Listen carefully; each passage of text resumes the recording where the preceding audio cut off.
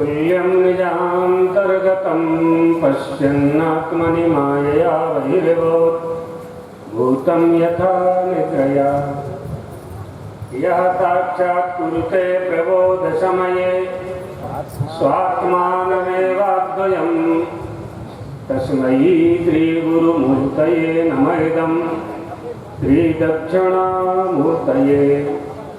हौत्राग्निहोत्राग्निहवश्यहोत्रि होमादिसर्वाकृतिभासमानं यद्ब्रह्म तद्बोधवितारणीभ्यां नमो नमः श्रीगुरुपादुकाभ्याम्। श्रीराम जय जय राम, श्रीराम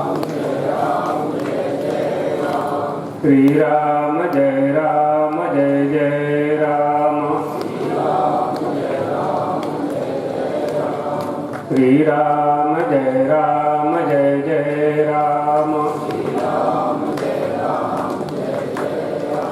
धर्म की अधर्म का, प्राणियों में विश्व का, गौ माता की, जगत गुरु शंकराचार्य भगवान की, द्वारकाधीश भगवान की, पीठद्वयाधीश्वर जगत गुरु शंकराचार्य महाराज की।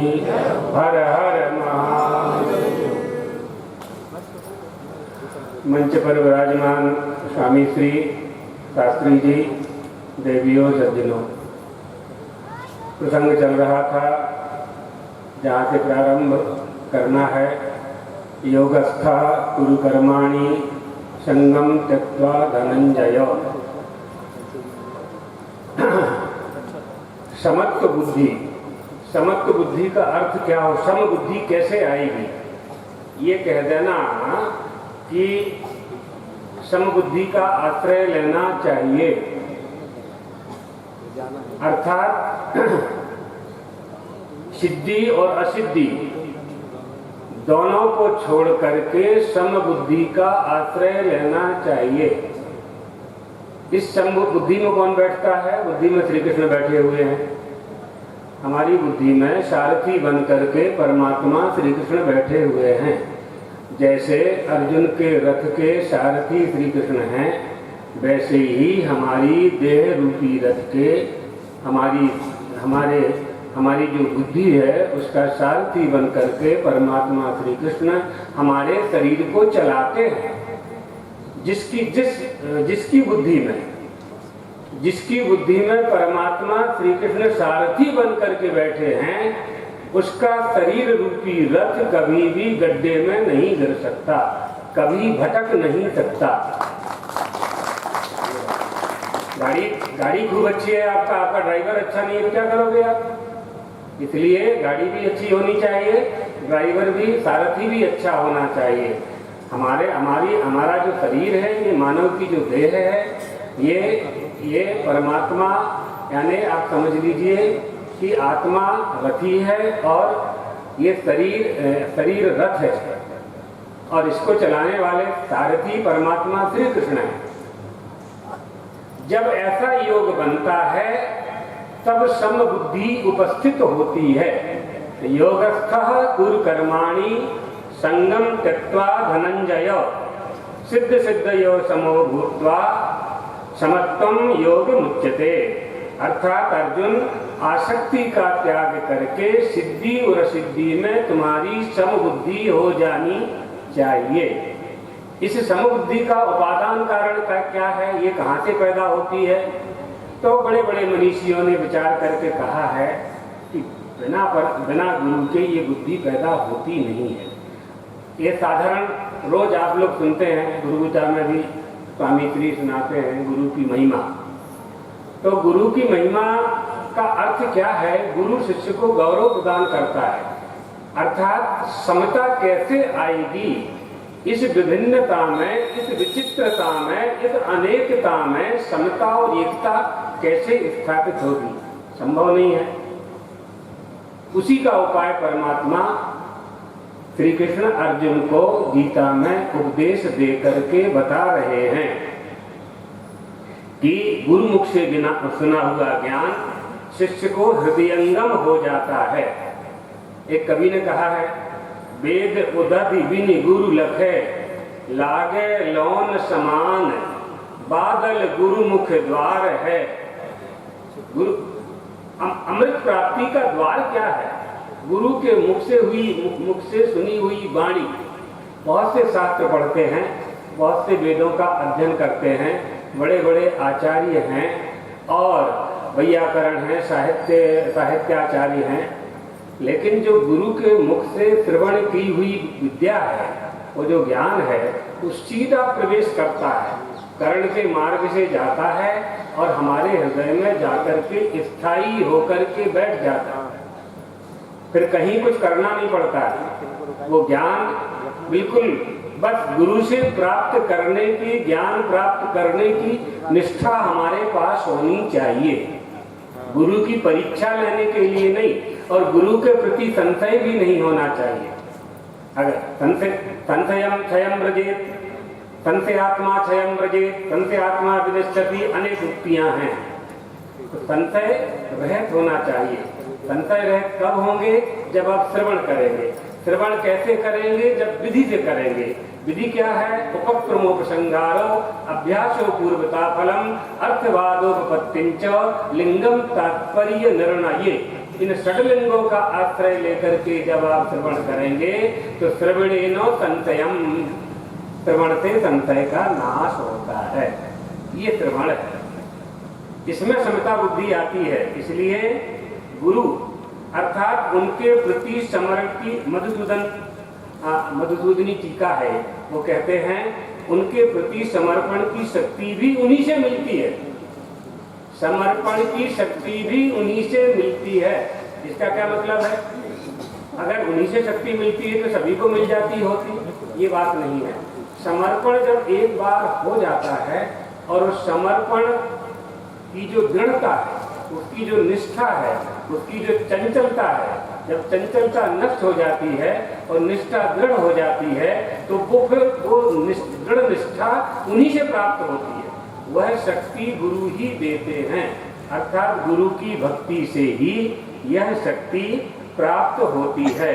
इसलिए भगवान अर्जुन से कहते हैं आसक्ति का त्याग करके सिद्धि और असिद्धि दोनों को छोड़ करके, दोनों के फल की आशा छोड़ करके तुम केवल समता वाली बुद्धि, समत्व बुद्धि, इसी को योग कहते हैं और यही तो योग है।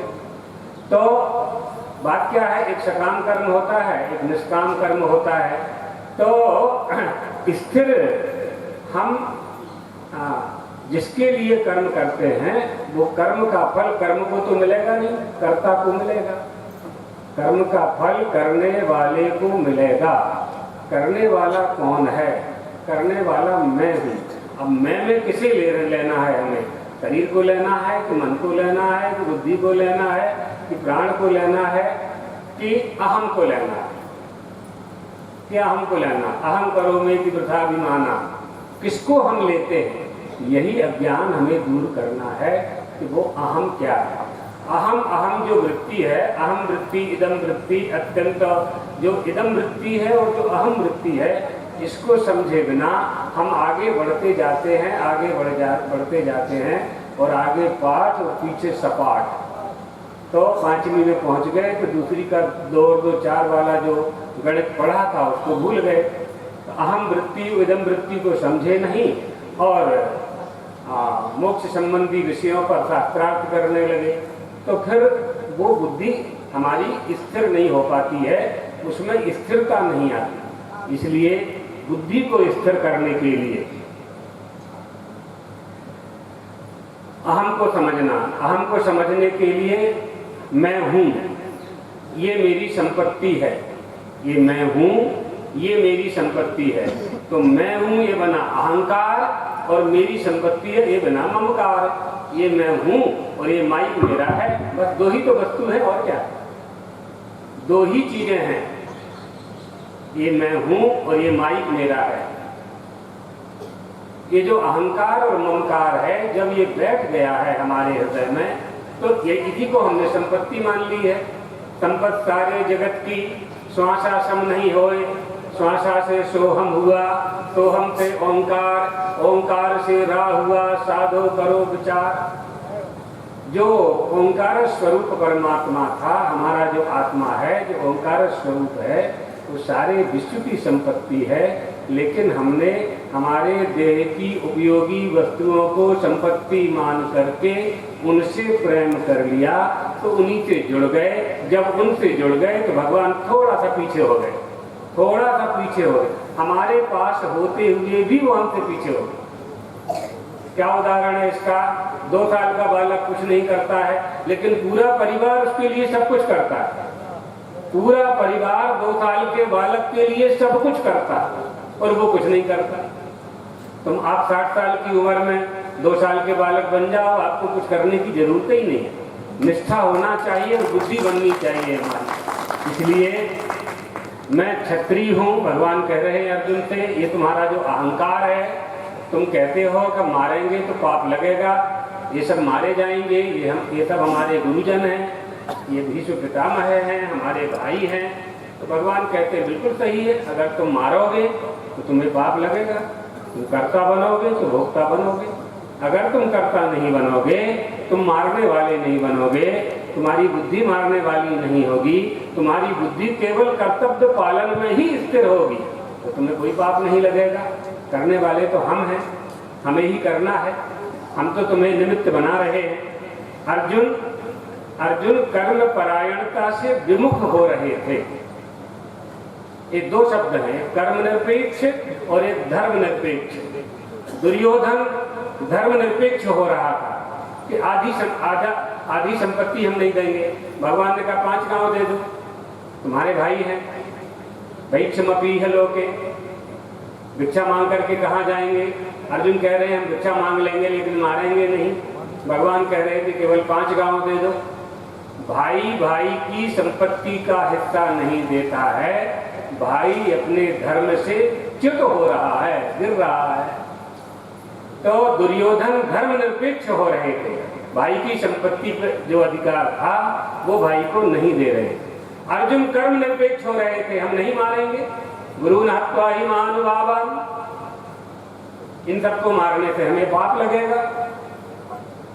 भगवान दुर्योधन की बुद्धि तो ठीक कर नहीं पाए, तो भगवान ने सोचा कि अर्जुन की बुद्धि तो ठीक करें, तो गीता का उपदेश उन्होंने प्रारंभ किया।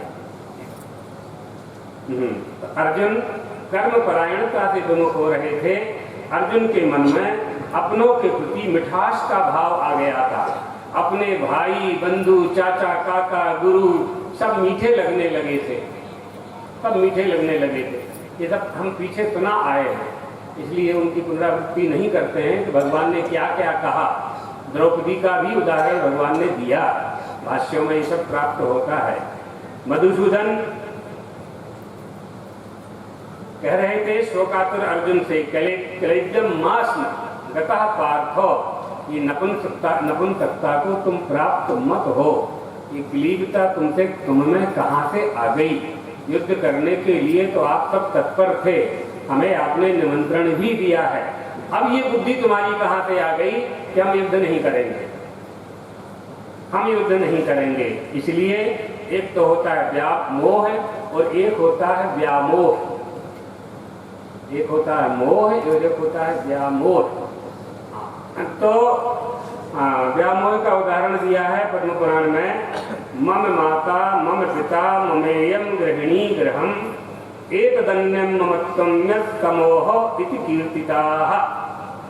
अर्थात ये मेरे हैं, ये मेरे हैं, ये मेरे हैं। जब मेरा मेरा मेरा लगा दिया तो भगवान का कहाँ रहा? तुम तुम्हारे हो कि नहीं हो, पहले तो यही समझने की बात है। जो आप आपके हो कि नहीं, आप आपके ही नहीं हो जब, तो आपके दूसरे कैसे हो जाएंगे? आप दूसरे के लिए कैसे हो जाएंगे? आप अपने आप को ही नहीं समझ पा रहे हो। आप इतना तो जानते हो कि आप हो, लेकिन आप कौन हो ये तो आप नहीं जानते हो ना। भगवान यही सिद्ध कर रहे हैं, अर्जुन तुम समझो तो कि तुम कौन हो। तुम कौन हो? तुम अपने को जो समझ रहे हो वो तुम नहीं हो। तुम वो हो जो शौर्यम तेजो धृतिर्दाक्ष्यम युद्धे च प्रपलायनम, ये तुम्हारा स्वरूप है। इस स्वरूप को तुम भूल रहे हो। तुम धर्म त्याग कर रहे हो, तुम कर्म निरपेक्ष कर रहे हो, तुम क्षत्रिय के धर्म का पालन नहीं कर रहे हो। अपने वास्तविक स्वरूप का त्याग करके और तुम्हारे मन में अपनों के प्रति मोह और युद्ध के प्रति जो वैराग्य आ रहा है, तुम अपने कर्तव्य से विमुख हो रहे हो। शोक मोह की निवृत्ति में गीता का तात्पर्य है, युद्ध कराने में तात्पर्य नहीं है। एक धर्मावलंबी है, वो कहते हैं कि अर्जुन युद्ध करना नहीं चाहते थे, लेकिन भगवान ने जबरदस्ती युद्ध करने के लिए अर्जुन को प्रेरित किया, यानी अहिंसा कराई।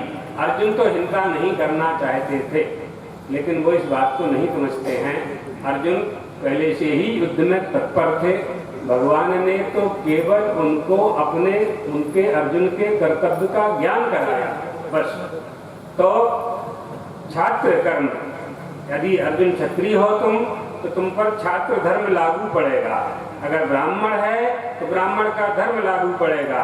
राजा है तो राजा का धर्म लागू पड़ेगा। इसलिए मोह का अतिक्रमण कर लेने वाला मनुष्य निरंतर आत्मचिंतन के प्रभाव से अंतःकरण में शीतलता प्राप्त कर लेता है। मोह बहुत संकट में डालता है। उसी के कारण मनुष्य अपनों के लिए अधर्म करता है। ये मेरे हैं, मैं इनके लिए कुछ करूं, बस। यह उसकी जो बुद्धि है, यही बुद्धि जब धर्म से कोई वस्तु प्राप्त नहीं होती है तो अधर्म से प्राप्त करके अपने वालों को वह वस्तु देता है। यही तो मोह है, यही व्यामोह है। और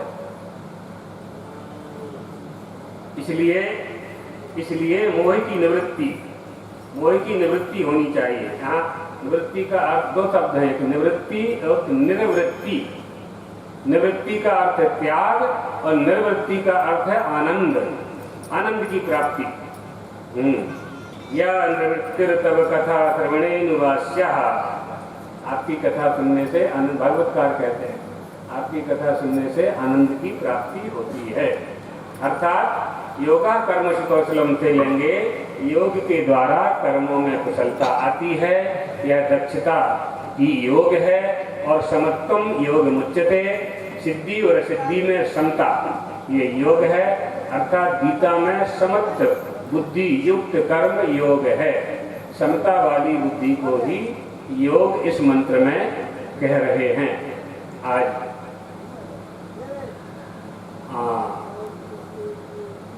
इतना ही कहकर, हाँ, एक बात और बता देते हैं।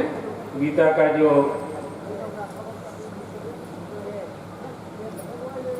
तात्पर्य है, जो उपदेश है, जिसे सार के रूप में ग्रहण करते हैं महात्मा लोग, गुरुजी भी उपदेश करते हैं। ये जो जीव है ना, ये इसकी अपरा प्रकृति है। दो तरह की प्रकृति होती है, परा और अपरा। तो जीव अपरा प्रकृति वाला है और ईश्वर परा प्रकृति वाला है। हाँ? और जीव प्रकृति के अधीन है और प्रकृति ईश्वर के अधीन है। बहुत से लोग प्रश्न करते हैं कि जो भगवान कराते हैं सो हम करते हैं, ऐसा प्रश्न लोग करते हैं। तो बहुत संदेह होता है लोगों के मन में कि भगवान जो कराता है हम वही करते हैं। तो भगवान जो अच्छा कराते हैं उसके लिए भी कह देते हैं कि भगवान कराता है वही हम करते हैं, और गलत काम हो जाते हैं तो उसके लिए भी कहते हैं कि भगवान कराता है सो हम करते हैं।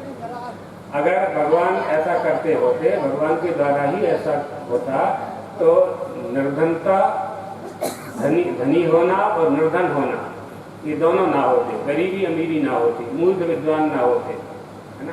भगवान भेदभाव नहीं कर सकते हैं किसी के साथ भी, क्योंकि भगवान शब्द का अर्थ ही यह है। तो अगर गरीबी अमीरी और पाप पुण्य, इन सब के कर्म का फल तो भगवान देते हैं, लेकिन आपको गरीब बनाते हैं और किसी को अमीर बनाते हैं। तो अगर ये भगवान करने लगेंगे तो उनमें वैषम्य और नैर्घृण्य दोष आ जाएगा। भगवान में वैषम्य यानी विषमता और नैर्घृण्य माने निर्दयता, और ये दोनों ही दोष भगवान में होते नहीं है। ये भगवान का लक्षण किया गया है। हाँ, लक्षण तो ज्ञात वस्तु का होता है ना, और लक्षण ज्ञात वस्तु से जानी जाती है अज्ञात वस्तु।